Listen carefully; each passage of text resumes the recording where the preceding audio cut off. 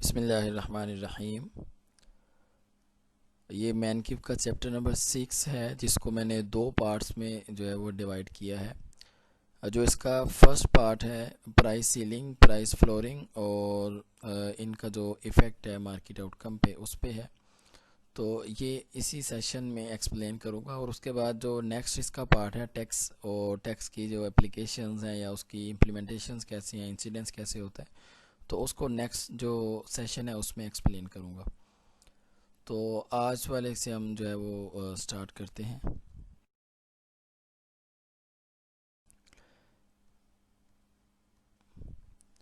कि demand, supply and government policies. Basically जब हम मार्केट की बात करते हैं तो मार्केट का जो इक्विलिब्रियम होता है वो मार्केट फोर्सेस से आता है। कोई भी जो फ्री मार्केट होती है या कंपैरेटिव मार्केट होती है तो उसमें मार्केट फोर्सेस जो डिमांड एंड सप्लाई है उन दोनों के इक्विलिब्रियम से मार्केट में प्राइस इक्विलिब्रियम और इक्विलिब्रियम क्वांटिटी आती है, या क्वांटिटी वहाँ से जो है वो फोर्सेस के अकॉर्डिंगली जो है वो चेंज होती रहती है, या प्राइसेस जो है वो चेंज होती हैं। लेकिन जो प्राइसेस डिटरमिन होती हैं वो नॉर्मली मार्केट फोर्सेस के थ्रू ही होती हैं। लेकिन अगर हम मार्केट के इक्विलिब्रियम की बात करें तो वो इक्विलिब्रियम जिस पॉइंट पे मार्केट फोर्सेस दोनों इक्वल आती हैं वो बेसिकली वो पॉइंट होता है जहाँ पे मार्केट एफिशिएंट होती है। और एफिशिएंट पॉइंट पे ज़रूरी नहीं होता कि मार्केट में जितने भी इंडिविजुअल्स हैं वो सारे के सारे सेटिस्फाई हों। उन सब का सेटिस्फाई होना ज़रूरी नहीं है, और ऐसा पॉसिबल भी नहीं है कि 100% जो लोग हैं वो या कंज्यूमर्स या बायर्स हैं वो सेटिस्फाई हो जाएं।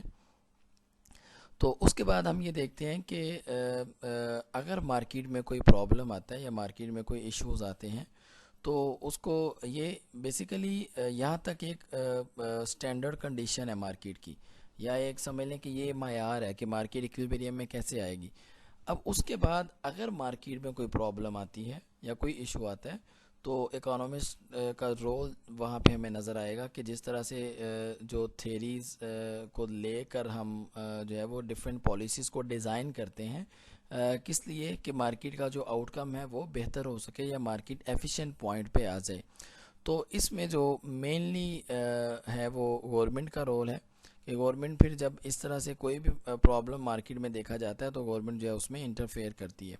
तो उस इंटरफेरेंस के नतीजे में मार्केट का आउटकम जो है वो एक्सपेक्टेड होता है कि वो पहले से बेहतर होगा।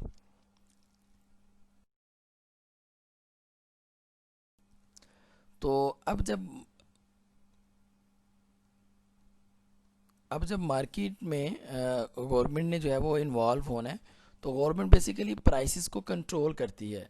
अब गवर्नमेंट किस तरह से प्राइसेस को कंट्रोल करती है या क्या रीज़न होती है या गवर्नमेंट को कैसे क्यों प्रपोज किया जाता है, तो पॉलिसी मेकर्स क्यों गवर्नमेंट को प्रपोज करते हैं कि गवर्नमेंट जो है वो मार्केट में इंटरफेयर करे।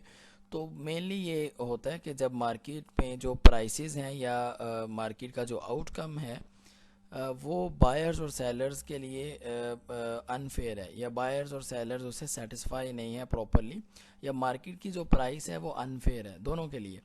तो उससे क्या होता है कि गवर्नमेंट फिर इन्वॉल्व होती है, और गवर्नमेंट की इन्वॉल्वमेंट के बाद जो है वो दो तरह से गवर्नमेंट का रोल होता है। एक को हम कहते हैं प्राइस सीलिंग और दूसरे को हम कहते हैं प्राइस फ्लोर। अब अगर तो गवर्नमेंट जो है वो मैक्सिमम प्राइस सेट करती है, बेसिकली जो मैक्सिमम लीगल प्राइस है किसी भी गुड एंड सर्विस के लिए जो गवर्नमेंट सेट करती है उसको हम प्राइस सीलिंग कहते हैं। और जो लीगल मिनिमम प्राइस है जो कि गुड्स एंड सर्विसेज के लिए जो गवर्नमेंट की तरफ से इम्पोज की जाती है या गवर्नमेंट की तरफ से प्रपोज की जाती है तो उसको हम कहते हैं कि वो प्राइस फ्लोर है। तो प्राइस फ्लोर और प्राइस सीलिंग का मार्केट में जो मार्केट का आउटकम है उसको वो कैसे इफेक्ट करते हैं, तो वन बाय वन देखते हैं हम। प्राइस सीलिंग से स्टार्ट करते हैं कि प्राइस सीलिंग की वजह से किस तरह से मार्केट का जो आउटकम है वो अफेक्ट होता है। तो यहाँ पे बेसिकली जब गवर्नमेंट जो है वो प्राइस सीलिंग के थ्रू इन्वॉल्व होती है तो टू जो है वो हमारे पास आउटकम्स हैं। नंबर वन नॉट बाइंडिंग, और नंबर टू बाइंडिंग। अब बाइंडिंग और नॉट बाइंडिंग का मतलब ये है, बाइंडिंग बेसिकली वो है कि जो इक्विलिब्रियम को चेंज करती है प्राइस। जो प्राइस आपका इक्विलिब्रियम जो है वो स्टेबलाइज करने के लिए दोबारा से एक दफ़ा मूवमेंट करती है नई प्राइस की तरफ। लेकिन अगर मैं नॉन बाइंडिंग या नॉट बाइंडिंग की बात करूं तो ये वो कंडीशन होती है जिसमें मार्केट न्यू प्राइस की तरफ मूव नहीं करती या वो नए इक्विलिब्रियम की तरफ मार्केट नहीं जाती, या स्टेबल पॉइंट की तरफ मार्केट मूव नहीं करती, या ये समझ लें कि ये वाला जो लेवल है ये एप्लीकेबल ही नहीं होता या मार्केट इसको एक्सेप्ट नहीं करती। तो price ceiling is not binding if set above the equilibrium price. अगर government maximum price equilibrium price से ऊपर सेट करती है तो वो मार्केट उसको रिस्पॉन्स नहीं करती, मार्केट उसको प्रॉपरली एक्सेप्ट नहीं कर रही होती फॉर इक्विलिब्रियम। लेकिन अगर मैं बात करूं कि price ceiling is binding if set below the equilibrium price, अगर गवर्नमेंट जो है वो इक्विलिब्रियम प्राइस से नीचे प्राइस को सेट करती है तो वो बेसिकली मार्केट को रिस्पॉन्स कर रही होती है, वो इक्विलिब्रियम पॉइंट की तरफ जो है वो मूवमेंट वहाँ से देखी जा सकती है। लेकिन यहाँ से जो है वो शॉर्टेज क्रिएट होता है मार्केट का।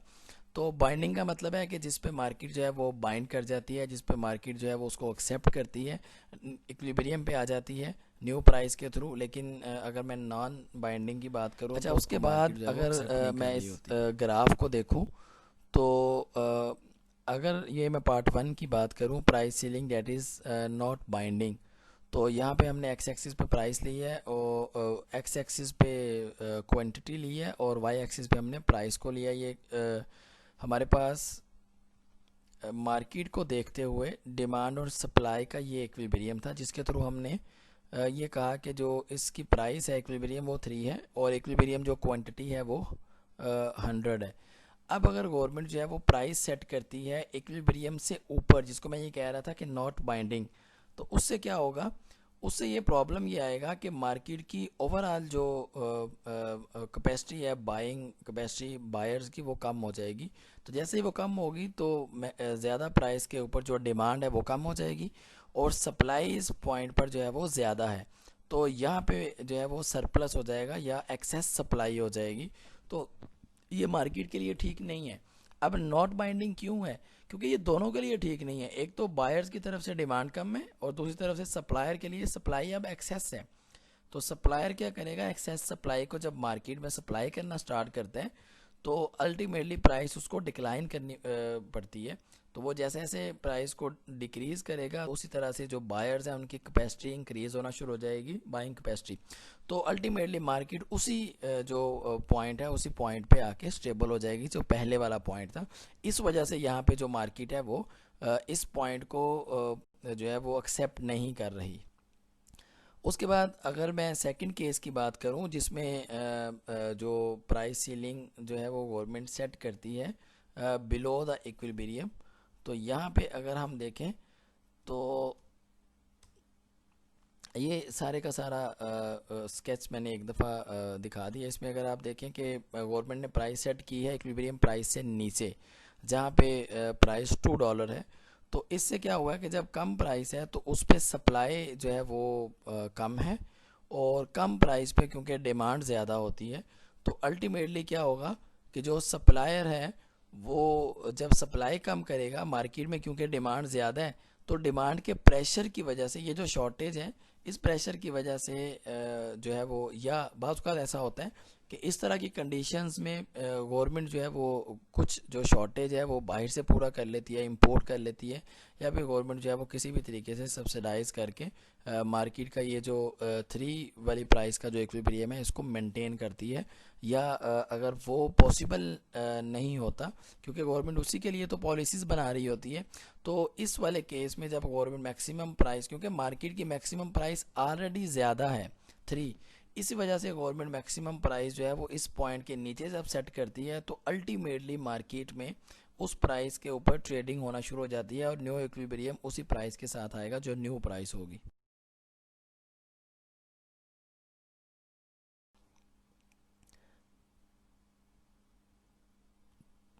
और ये प्राइस सीलिंग के जो इफ़ेक्ट थे ये मैंने दोनों बता दिए कि जब वो बाइंडिंग की हमने बात की तो शॉर्टेज क्रिएट हो गई, तो क्योंकि डिमांड ज़्यादा थी सप्लाई कम थी।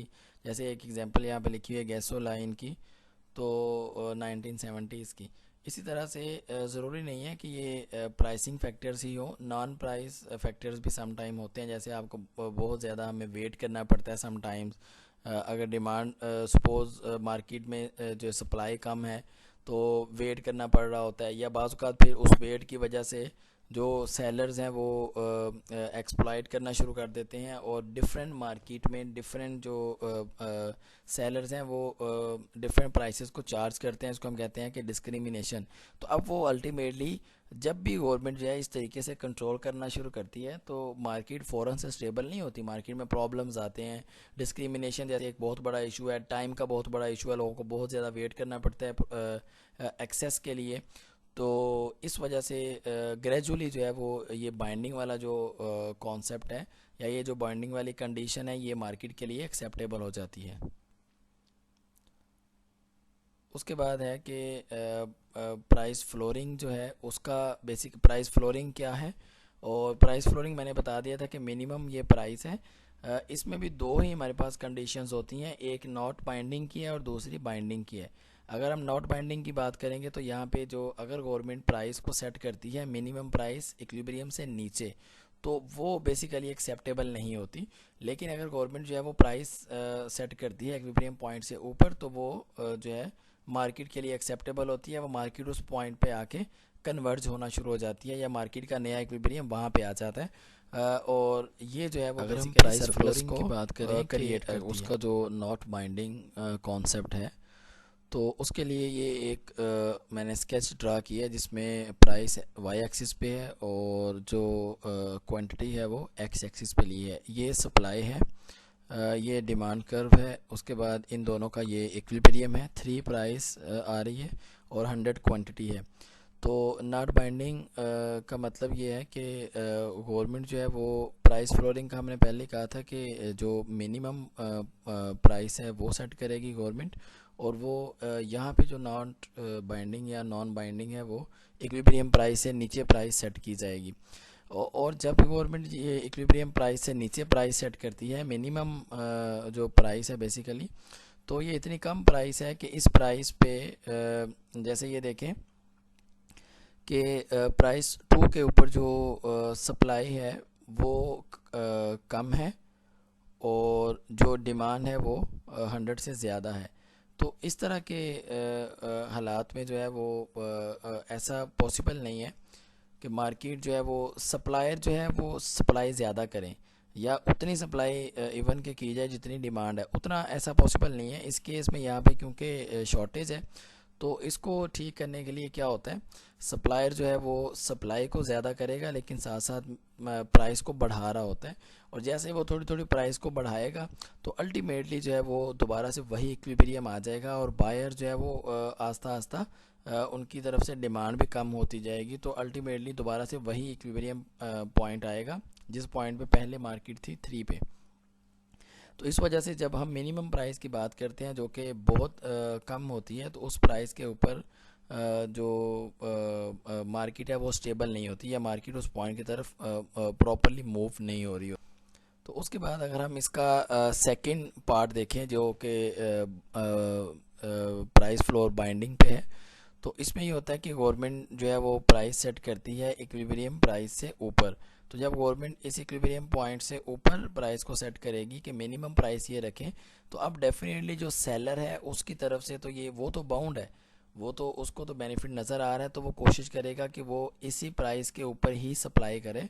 तो उससे फिर क्या होगा कि अल्टीमेटली या तो गवर्नमेंट जो है वो बायर्स को सब्सिडीज़ देती है, या फिर किसी और तरह से गवर्नमेंट जो है वो कंपनसेशन करती है उनकी। तो अदरवाइज़ होता ये है कि मार्केट अल्टीमेटली न्यू प्राइस के ऊपर जो है वो स्टेबल हो जाती है, या उस इक्विलिब्रियम पे आ जाती है। तो यहाँ पे अगर हम देखें कि जो डिमांड है न्यू प्राइस के ऊपर वो 80 है, और जो सप्लाई है वो 120 है। तो इस वाले केस में जो है वो बेसिकली सरप्लस है कि जो सप्लायर है वो ज़्यादा सप्लाई कर रहा है मार्केट में इस प्राइस के ऊपर, लेकिन जो बायर है वो ज़्यादा प्राइस के ऊपर कम डिमांड कर रहा है। तो अल्टीमेटली यहाँ पे ये वाला जो पॉइंट है ये कन्वर्ज हो जाएगा। तो इससे मार्केट में ये जो कंडीशन है, क्योंकि सप्लाई अगर डिमांड से ज़्यादा हो तो उसको हम सरप्लस कहते हैं।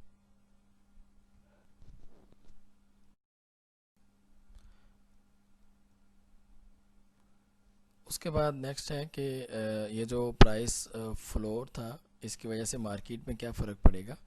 तो basically a price floor prevents supply and demand from moving toward the equilibrium price and quantity. तो जो प्राइस फ्लोर है वो बेसिकली डिमांड और सप्लाई को जो है वो स्टेबल करने के लिए ट्राई करती है कि वो अपने इक्विलिब्रियम की तरफ मूव कर जाए। जहाँ पे मार्केट इक्विलिब्रियम में है, प्राइस और क्वांटिटी दोनों मार्केट फोर्सेस से जो है वो डिसाइड हो रही हैं।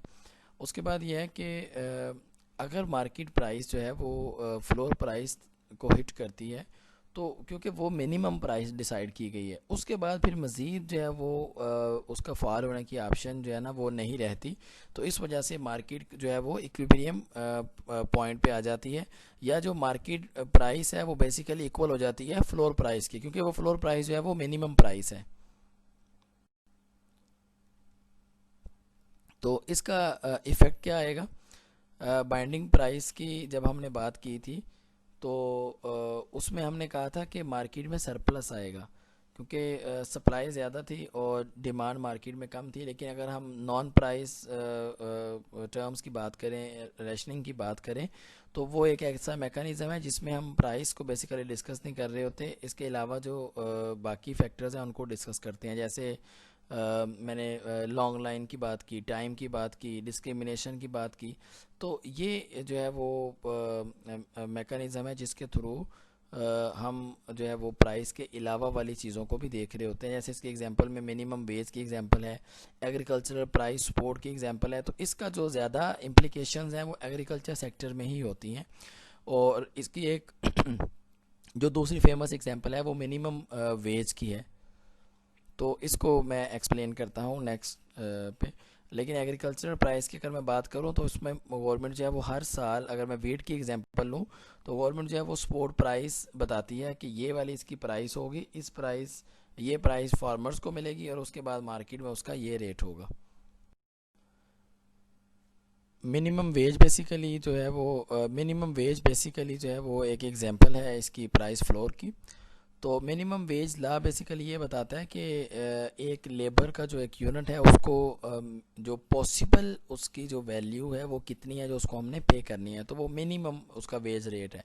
और अगर मैं वो इसको जो ग्राफ एम्प्लॉयर से उसको बताऊं पे तो करना है। या इसको अगर हम इसकी इम्प्लिकेशंस को देखें कि मिनिमम वेज ला जब गवर्नमेंट अप्लाई करती है तो उसकी वजह से लेबर मार्केट पे इफ़ेक्ट्स क्या आते हैं। तो ये अगर फ़र्ज़ करें लेबर डिमांड है, ये लेबर सप्लाई है, और ये इक्विलिब्रियम हमने वेज की बात कर ली। उसके बाद यहाँ से जो एक एम्प्लॉयमेंट आएगी वो इक्विलिब्रियम पॉइंटमेंट एम्प्लॉयमेंट आ जाएगा ये हमारे पास एक्स एक्सिस पे, और वाई एक्सिस पे जो है वो हमने वेज को मेजर किया हुआ है, जैसे हमने प्राइस को मेजर किया था पहले।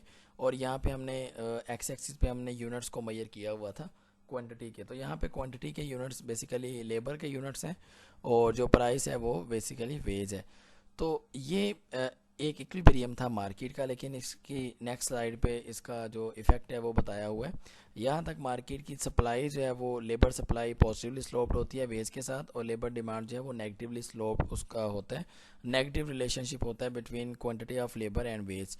जैसे जैसे वेज कम होती जाएगी तो जो है वो लेबर की डिमांड जो है वो बढ़ती जाएगी। लेकिन जैसे जैसे वेज बढ़ती जाएगी तो फर्म जो है वो लेबर की डिमांड को कम करते जाएंगे। तो अगर हम इस ग्राफ को देखें तो किस तरीके से जो पीछे मैंने ग्राफ बनाया एक, उसी को हम आगे लेके चल रहे हैं कि किस तरह से लेबर मार्केट उससे जो है वो इफ़ेक्ट होती है। ये labour market, labour demand, labour supply, और हमारे पास जो इक्विलिब्रियम पॉइंट था वो हमने डिफ़ाइन किया था। उसके बाद अगर गवर्नमेंट ये कहती है कि उस इक्विलिब्रियम पॉइंट से ऊपर जो है वो वेज रेट सेट करना है, मिनिमम वेज वो होगा, तो उससे क्या होगा कि मार्केट में लेबर की डिमांड कम हो जाएगी, लेकिन लोग जो है वो काम करने के लिए मार्केट में ज़्यादा हैं। अब लेबर सप्लाई मार्केट में ज़्यादा है लेकिन लेबर डिमांड कम है। तो जब फर्म लेबर की डिमांड नहीं करेंगी, लेबर की सप्लाई मार्केट में ज़्यादा, तो उसको हम कहते हैं कि लेबर जो है वो सरप्लस में होगी और अनएम्प्लॉयमेंट जो है वो बेसिकली क्रिएट होगी। तो इसका मतलब है कि अगर देखें, अगर गवर्नमेंट मार्केट में इंटरफेयर करती है, अगर तो वो रूल्स के अकॉर्डिंगली नहीं होता, प्रॉपर उस पर वर्किंग नहीं होती, तो उससे प्रॉब्लम्स क्रिएट होते हैं। अब अगर मैं इसी लॉ की बात करूं तो इससे अनएम्प्लॉयमेंट क्रिएट हो गई है कि किस तरह से मिनिमम वेज लॉ को अप्लाई करने की वजह से जो मार्केट का आउटकम है वो बेसिकली डिक्लाइन कर जाएगा, लोगों को जो है वो जॉब्स नहीं मिलेंगी। तो ये बेसिकली प्राइस फ्लोरिंग की एक एग्जांपल थी मिनिमम वेज की। उसके बाद अगर मैं इसको समराइज़ करूं तो इसमें हमने तीन चीज़ें डिस्कस की हैं। नंबर वन, मैंने ये कहा कि प्राइस कंट्रोल किस तरह से होगी, प्राइस सीलिंग और प्राइस फ्लोर से। और प्राइस सीलिंग मैंने कहा कि वो मैक्सिमम प्राइस है गुड्स एंड सर्विसेज की जो कि गवर्नमेंट की तरफ से इम्पोज की जाती है। जैसे an example is rent control, कि रेंट को कैसे कंट्रोल किया जाता है, उसकी प्राइस या वो जो रेंट है वो कैसे डिटरमिन किया जाता है। उसके बाद नेक्स्ट है प्राइस फ्लोर की, हमने बात की थी कि वो बेसिकली लीगल मिनिमम प्राइस है गुड्स एंड सर्विसेज की, और इसके एग्जांपल को मैंने डिटेल में एक्सप्लेन किया मिनिमम वेज को। इसके बाद जो नेक्स्ट इसका पार्ट है टैक्स का, उसको मैं नेक्स्ट वाले सेशन में एक्सप्लेन करूँगा। तो आपका कोई क्वेश्चन हो कोई तो आप उसको कमेंट में जो है वो लिख सकते हैं, मैं उसका आंसर भी साथ में नेक्स्ट वाली वीडियो में कर दूँगा। शुक्रिया।